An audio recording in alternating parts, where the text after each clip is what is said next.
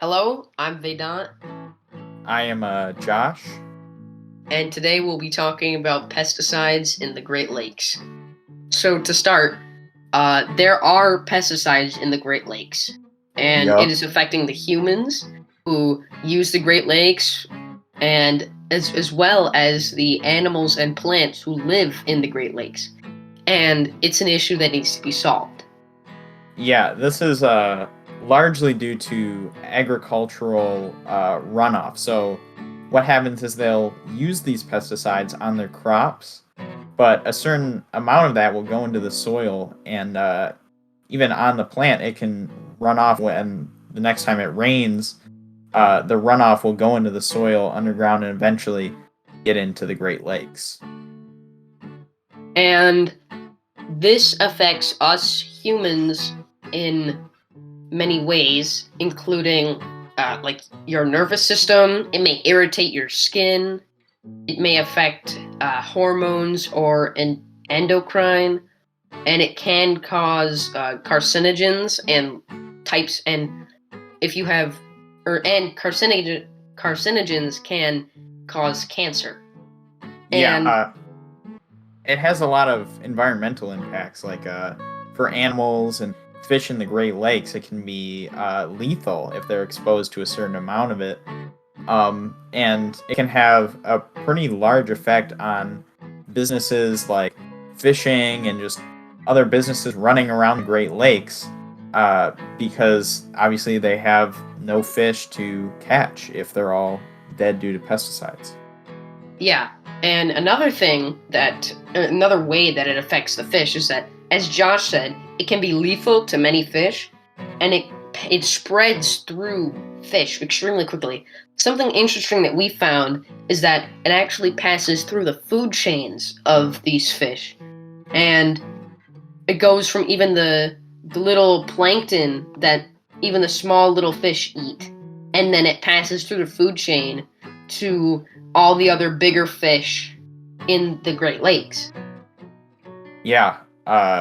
So it's very easily spread, even if these fish are not in an affected area. If they eat uh, a prey item that's from an area that was affected by pesticides, then they can also uh, potentially die or get other negative effects from It spreads like COVID. I mean, to it. compare it to something. Exactly. Yep. So, So to solve this problem, we suggest the use of buffer strips, also known as conservation or filtration strips, by farmers. um, they have many benefits, including things like financial gain for those who invest in buffer strips, and some and many environmental benefits like helping to control erosion, as well as uh, removing things like sediment, fertilizers, pathogen, and other potential contaminants in the water.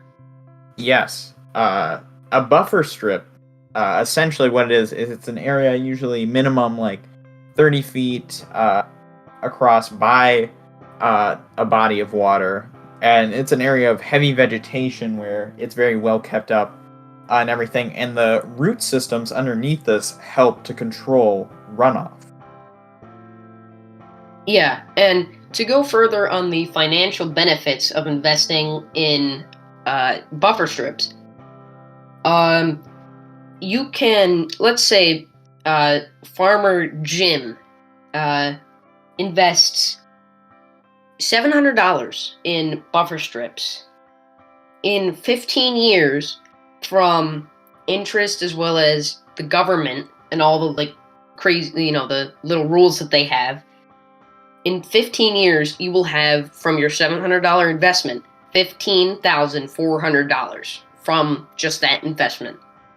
Yeah, if you apply to certain government programs like the CREP, then you will most definitely make up your investment and more off of your buffer strip.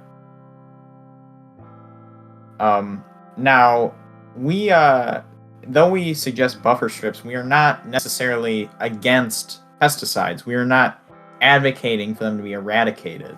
They are extremely important to the agricultural land of America, and we're not advocating for not using them because they're crucial. They are needed for just an overall healthier population of America.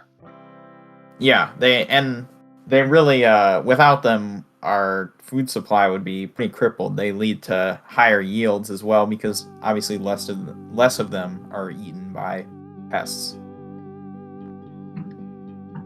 All right. That's So, to wrap up. Buffer to wrap strips up- are good. True. Yeah. All right. Thank you for listening. If you have any, I don't know, if you're a farmer Any in Michigan, questions? I would recommend putting in a buffer strip, and also apply to the government. They will definitely give you money and reimburse you. Maybe you'll even make something off of it, like Yeah. Jim.